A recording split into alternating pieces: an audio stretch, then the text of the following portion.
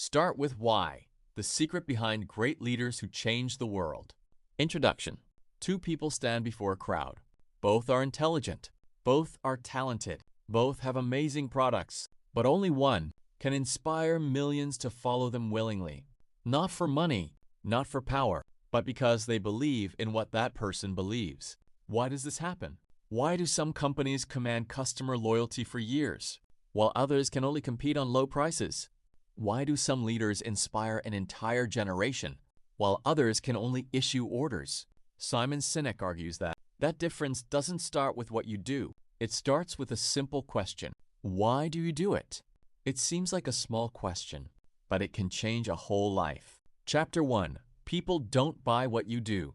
On the first day I read the book, I wondered, how could a single word, why, make such a huge difference? Then Simon told a story. There are businesses that sell excellent products, powerful specs, reasonable prices, yet customers remain indifferent.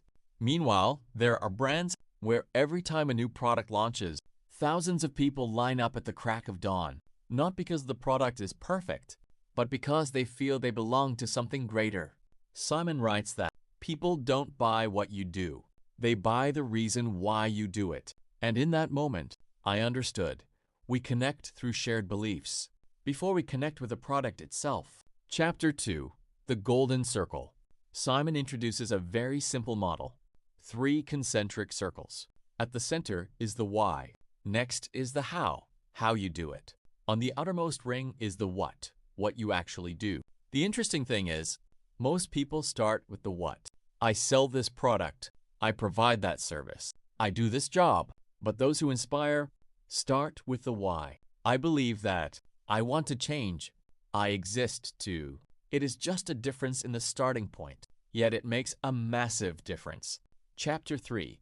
People make decisions based on emotion. Have you ever bought something and only later found reasons to justify it? That is what happens with so many decisions in life. Simon explains that beliefs and emotions usually come first. Reasoning follows only to provide justification. That is why a story can move us more deeply than pages of data. A meaningful goal can drive people to work tirelessly. When the heart is touched, action follows. Chapter 4. Leaders don't create followers. There is a huge difference. A manager gets employees to work for money. A leader gets people to work for a shared belief. Simon recounts that great leaders do not use coercion. They inspire. They don't stand in front of the crowd shouting, "Follow me." They simply move forward. Those who share the same belief will voluntarily follow. That is the power of why. Chapter 5. Success is not a destination. Many people achieve their goals. They earn a lot of money. They gain status. They acquire fame. Yet they still feel empty. Why? Simon suggests, when the goal is merely money, you will always need more money.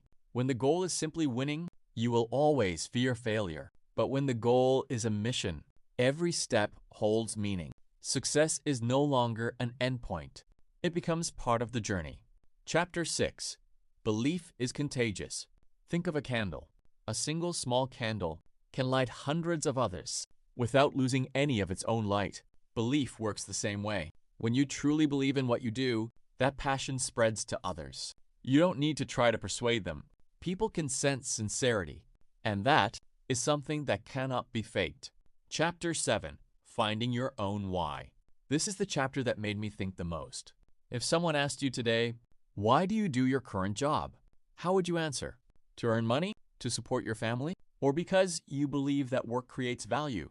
Simon isn't saying everyone needs to change careers. He simply encourages us to rediscover the meaning in what we do, because when you clearly understand your why, you gain the strength to overcome even the toughest days. Chapter 8. Don't just succeed. Inspire.